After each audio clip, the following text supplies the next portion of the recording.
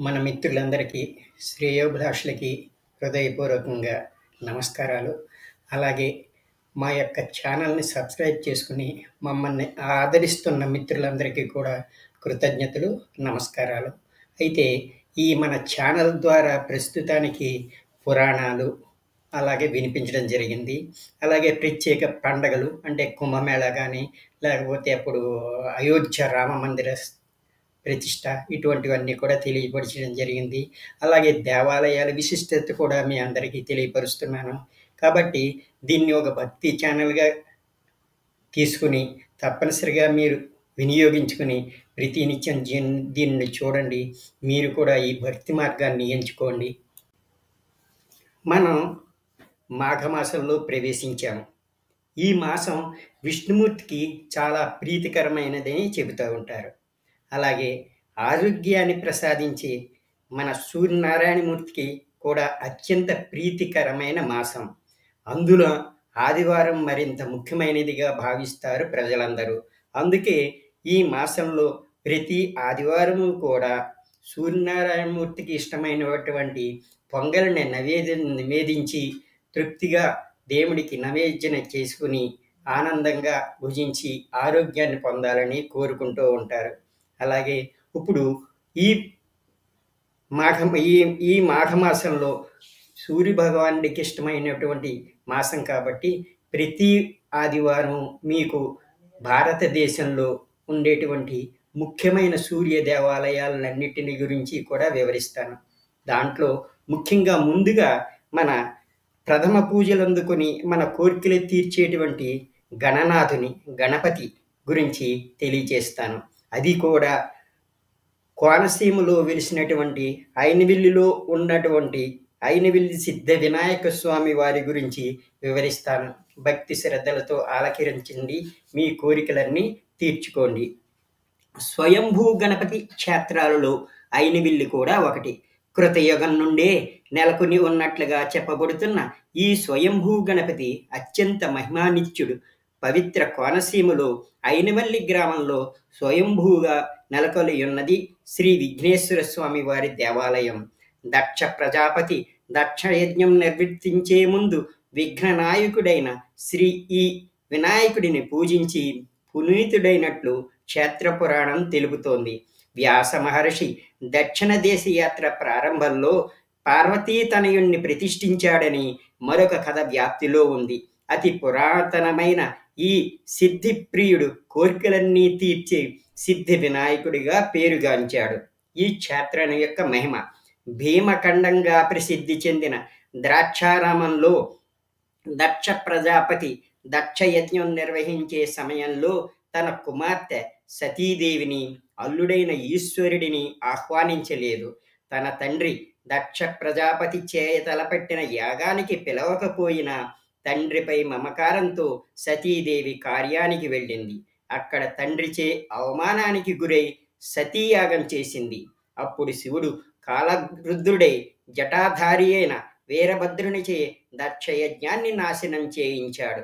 అదో పూజ్యో గణపదే అనే ఆర్యోక్తిని మరచి యజ్ఞానికి ముందు గణపతిని పూజించకపోవడం వల్లే తన యజ్ఞానికి విఘ్నం ఏర్పడిందని దక్ష ప్రజాపతి తలిచాడు. అనంతరం అయినవిల్లి వచ్చి సిద్ధి వినాయకుని పూజించి దక్షుడు యజ్ఞాన్ని నిర్విఘ్నంగా కొనసాగించి పునీతుడైన క్షేత్ర పురాణం చెబుతోంది. ఇక్కడ గణనాధిపతిని దేవతలు సమస్త ఋషులు సేవించి తరించారని నమ్మకం. వ్యాస మహర్షి తన దక్షిణ యాత్రలో ఇక్కడ సిద్ధి బుద్ధులను ప్రసాదించే మూలాధార చక్ర ప్రవర్తకుడైన సిద్ధి వినాయకుడిని ప్రతిష్ఠించాడని మరొక పురాణ గాథలో కూడా ఉంది. ప్రత్యేక ఉత్సవాలు, పూజలు భాద్రపద మాసంలో గణపతి నవరాత్రి ఉత్సవాలు ఈ క్షేత్రంలో విశేషంగా నిర్వహిస్తారు. అయినవిల్లి శ్రీ సిద్ధి వినాయక దేవాలయంలో గణపతి చవితి రోజు ఘనంగా ఉత్సవాలు జరుపుకుంటూ ఉంటారు. గణపతుడికి ఇష్టమైనటువంటి పండగ గణపతి చవితి అని కూడా అంటారు. ఆ పండగ రోజు స్వామివారికి పాదాభిషేకం, రుద్రాభిషేకాలు వంటివి ఎన్నో అభిషేకాలు నిత్య పూజలు చేస్తూ ఉంటారు. స్వామివారికి ఇష్టమైన పదార్థాలు వినాయక చవితికి ముఖ్యమైన ఉండ్రాళ్ళు, జిల్లేడికాయలు, కజ్జికాయలు వంటి వాటిలతో నివేద్యాలు సమర్పించుకుంటూ ఉంటారు. అలాగే ప్రతి మాసంలోనూ ఉభయ చవితి తిథులు, దశమి, ఏకాదశిలోనూ విశేష అర్చనలు నిర్వహిస్తారు. ప్రతిరోజు స్వామివారికి నారికేళ ఫలోదకములతో నిర్వహించు నిత్యాభిషేక కార్యక్రమంలో భక్తులు అధిక సంఖ్యలో పాల్గొని తరిస్తారు. 2 గోపురాలు, 2 సింహద్వారాలతో అలరాడే ఈ దేవాలయంలో శ్రీ విఘ్నేశ్వరుడిని దక్షిణ సింహద్వారం నుంచి దర్శించవచ్చు. తూర్పు సింహద్వారం నుంచి కూడా ఈ క్షేత్రస్వామిని దర్శించవచ్చు. ఈ ప్రాంగణంలో శ్రీదేవి, భూదేవి సమేత శ్రీ కేశవస్వామి ప్రతిష్ఠించబడుట వలన శివకేశవుల తారతమ్యములు లేవని తెలుస్తోంది. అన్నపూర్ణాదేవి శ్రీ విఘ్నేశ్వరాలయం పక్కనే ప్రతిష్ఠించబడి ఉంది. క్షేత్ర పాలకుడుగా శ్రీ కాలభైరవ స్వామి కూడా ఈశాన్య దిశలో ప్రతిష్ఠించబడ్డాడు. ప్రతి మాసంలోనూ ఉభయ చవితి తిథులు, దశమి ఏకాదశి తిథి యందు, వినాయక చవితి నవరాత్రి యందు విశేషముగా అర్చనలు జరుగుతాయి. ఈ క్షేత్రం యొక్క వివరములు తెలియచేస్తూ అయినవిల్లి సిద్ధి వినాయక ఆలయ చరిత్ర అతి పురాతనమైన ఆలయమని అంటారు. కానీ పాకనకందే ముందే సిద్ధి వినాయక స్వామి ఆలయం ఉందని ఇక్కడ గ్రామ పెద్దలు చెబుతూ ఉంటారు. వరాలిచ్చే దేవుడు సిద్ధి వినాయక దేవుడని అంటూ ఉంటారు. అయినవిల్లి శ్రీ సిద్ధి వినాయక స్వామి వారు ప్రాచీనమైన చరిత్ర కలిగి ఉంది. 100 శతాబ్దాల క్రితం ఈ ఆలయం చిన్న గుడిలాగా ఉండేదని, క్రీస్తు పూర్వం 9వ శతాబ్దంలో ఆలయం గుడి నిర్మాణం ఉందని చెప్పుకోవచ్చు. చోళుల పాలనలో అయినవిల్లిలోని శ్రీ సిద్ధి వినాయక స్వామి ఆలయం కొలువు ఉందని చెప్పవచ్చు. 650 నుంచి 890 చోళ పరిపాలనలో ఈ గుడి నిర్మాణం కలిగి ఉంది. శ్రీకృష్ణదేవరాయల కాలంలో అయినవిల్లి సిద్ధి వినాయక స్వామి వారి ఆలయం చాలా ప్రసిద్ధి చెందిందని చెప్పుకోవచ్చు. ఆలయంలో ఇతర దేవతలు మరియు ప్రాముఖ్యత. గుడి బయట 10 అడుగుల శ్రీ ఆంజనేయ స్వామి వారి విగ్రహం కనిపిస్తూ ఉంటుంది. శ్రీ సిద్ధి వినాయక దేవాలయం లోపల 2 ధ్వజస్తంభాలు మనకు కనిపిస్తూ ఉంటాయి. శ్రీ అన్నపూర్ణ సమేత విశ్వేశ్వర ఆలయం ఉంది. కాస్త 2 అడుగులు వేసిన తర్వాత శ్రీ కాలభైరవ స్వామి దేవాలయం ఉంది. కొంచెం ముందుకు వెళ్ళిన తర్వాత జమ్మి చెట్టు కనిపిస్తుంది. అక్కడ చెట్టు క్రింద కొబ్బరికాయల మొక్కులు తీర్చుకుంటారు. ఎందుచేతనంటే ఈ దేవాలయములో కోరిన కోరిక తీరుటకై కొబ్బరికాయలు నైవేద్యంగా కొబ్బరికాయలు మొక్కు చెల్లించుకోవడం ఆనవాయితీగా వస్తోంది. లోపల భాగాన 3 ఎత్తుల గోపురాలు మనకు బంగారం కలర్లో కనిపిస్తూ ఉంటాయి. అక్కడి నుండి ఎడమ వైపుకు పోగవగానే గణపతి హోమస్థలం కనబడుతుంది. ఈ స్థలంలో ప్రతినిత్యము గణపతి హోమం నిర్వహిస్తూ ఉంటారు. కొంచెము ముందుకు వెళ్ళిన తరువాత అయ్యప్ప విగ్రహం కూడా కొలువై ఉంది. ముందు పోతూ ఉండగా శివపార్వతీ విగ్రహాలు కనిపిస్తాయి. గుడి పైన గణపతి విగ్రహాలు కూడా కనిపిస్తూ ఉంటాయి. గుడి లోపల నంది విగ్రహం కూడా ఉంది. ఆలయ నిర్మాణానికి మరింత విశిష్టత కూడా ఉంది. ఈ ఆలయంలో గోడలు చాలా ఎత్తైన గోడలని చెప్పుకోవచ్చు. రాతితో కట్టిన దేవాలయం చాలా బలంగా ఎత్తైనదిగా ఉంటుంది.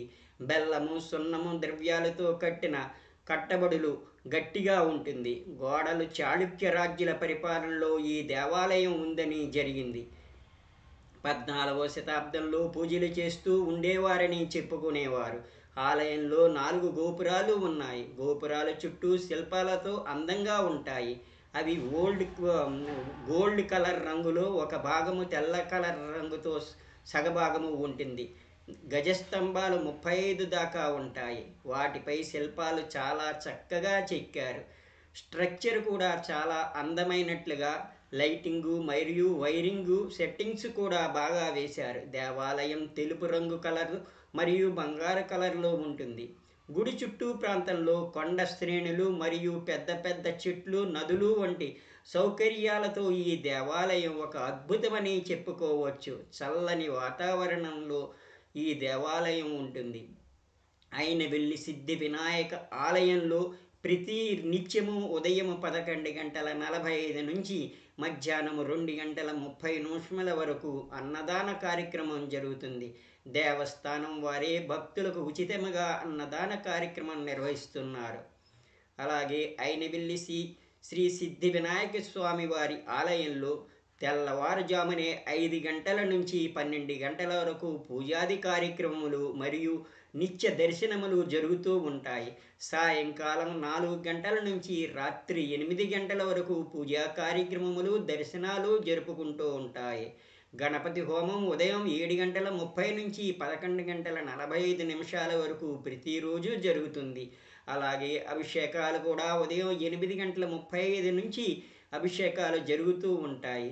విద్యార్థుల కోసం ఏటా వార్షిక పరీక్షల ముందు ఫిబ్రవరి నెలలో 1,00,000 పెన్నులతో స్వామివారికి అభిషేకం చేసి వాటిని విద్యార్థులకు అందిస్తారు. ఈ సిద్ధి వినాయక స్వామిని తలుచుకుని పరీక్షలకు వెళితే తప్పనిసరిగా విద్యను అభివృద్ధి పదంలో ముందుకు సాగుతూ ప్రతి సంవత్సరము వారి యొక్క ఉత్తీర్ణత ఉంటుందని నమ్మకం.